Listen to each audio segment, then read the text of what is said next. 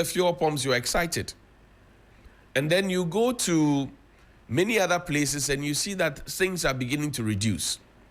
But there's a conundrum.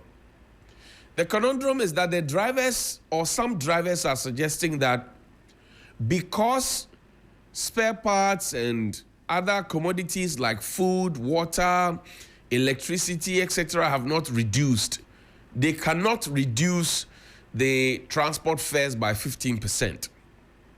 They are justified if they say that. And then there are those who also say that, look, if you reduce the fuel prices by 15%, or if you reduce the transport fare, by 15%, then you give us an opportunity to also reduce the prices of our wares and our goods and our services, because ours depend on yours. And we have heard the market women, say almost all the time that, look, they are bringing tomatoes and stuff from neighboring Burkina Faso, Ivory Coast, or any of those countries. It takes a toll on them when they have to buy fuel at such exorbitant rates. And so that is what they pad the prices of the commodities with. And then we all have to bear the brunt of that economically to pay for it. So the question is, who goes first? Are we suggesting that those drivers who have already reduced their fares by 15% do not have their heads properly screwed on? And are we suggesting that until people reduce the prices of their wares in the market, we're not going to reduce the fares? Is it a case of anarchy, lawlessness? And where is our transport minister? Where are driver unions? Where are they? Our driver unions, our transport minister, where are they?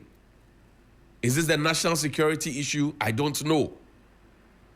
But we must get to the point where if people are benefiting from a certain scheme, they must let it water down and trickle down to the very people at the bottom.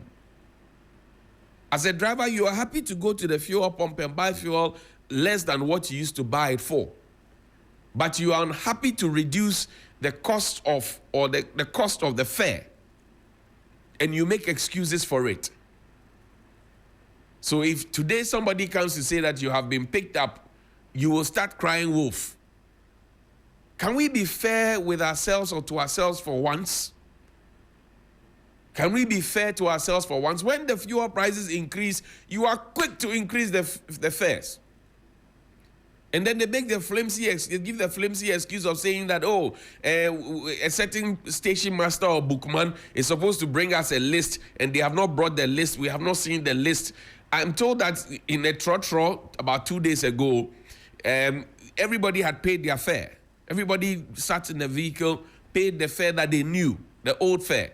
Because the driver and the mate said, they hadn't heard, they hadn't seen, they don't know about it, about any 15% reduction. They have not seen the list. Everybody paid. Then comes the 6 a.m. news, and then in the news, it is announced by their own leadership that there's a 15% reduction. And then suddenly, everybody in the trotro says, boss, why do we do this to ourselves? Why do we seek to profiteer where we do not have to profiteer? Why? What do we gain from it? And then you find that market women also, the suggestion is that, the dollar rate is coming down. The CD is becoming stronger. You will always hear the conversation that, this is old stock. Fair enough. But how long is the old stock supposed to be there or going to be there?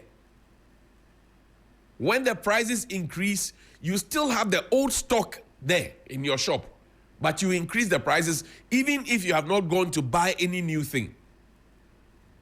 When the prices increase and you have stock in your shop, even though you bought it at the old price or the old rate, you still will go ahead to increase the price. You still will go ahead to increase because you say prices have gone up. Now prices have gone down. The dollar rate is coming down. What are you doing? Are you complaining about old stock? Then when you finish, you go to church, you go to the mosque. When you finish doing all of these things, you go to the church, you go to the mosque. And then you go to the markets. And then you want to buy maybe gari or lunka, or you want to buy a margarine thing of gari or rice or wheat or whatever it is, and then you check the container. The container has been punched in. So you're actually not getting value for money. When they finish, they will go to church.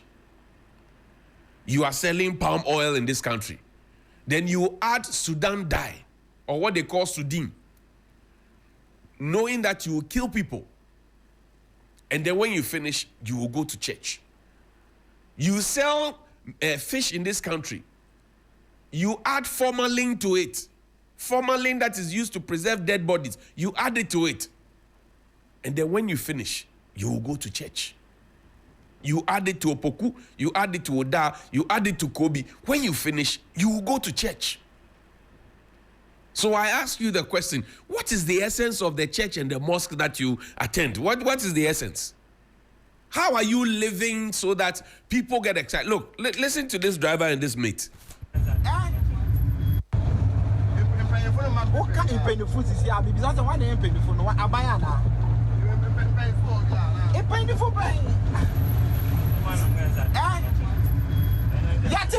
From Saturday.